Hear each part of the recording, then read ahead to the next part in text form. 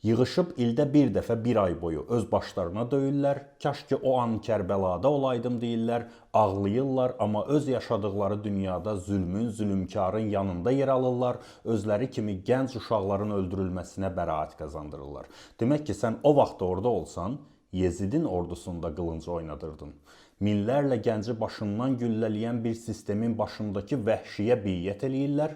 Buna qarşı olduğun üçün də sən satılmış siyonist tula olursan. Necə deyərlər, satılıq olanlar işi özündən bilər. Bunlar məscidlərdə qum mollalarının təsiri ilə istehsal olunmuş ideoloji maşınlardır. Nə rasional arqument, nə data qanırlar, nə də fakt. Deyirsən, İran korrupsiya qavrama indeksində 180 ölkə arasında 150-ci yerdədir. Deyir, ağamız ədalətli ölkə qurub. Deyirsən, İran səfalət indeksində ən geridə qalan ölkələrdəndir.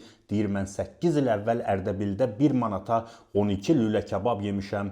İranlılar əla dolanır. Başa çox qapaz vurmaq buna görə olmaz. Xeyr əzizim, bunu siyonistlər demir.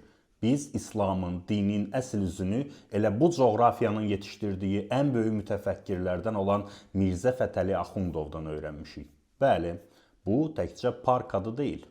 Sənə dövlət siyasəti ilə yalandan öyrədirlər ki, Axundov İslama yox, xurafata qarşı idi, gözlərinin içinə qədər yalan danışırlar. Axundov İslam və xurafat arasındakı qaçılmaz əlaqəni görmüş, ona qarşı səsini çıxarmış və bugün baş verənlərin anonsunu 200 il əvvəl vermişdi. Demək ki, deyildiyi kimi 2 əsr geriyə qayıtsaq, ən az 5 əsr irəliləmiş olacağıq. Bir şərtlə ki, başımıza çox vurmayaq.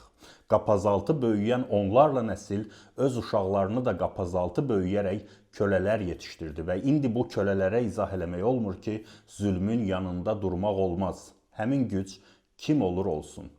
Necə deyərlər, başına döymə, kitab oxu. بیزارم از دین شما نفرین به آیین شما از دینه پیشانی ها دلهای سنگین شما دلهای سنگین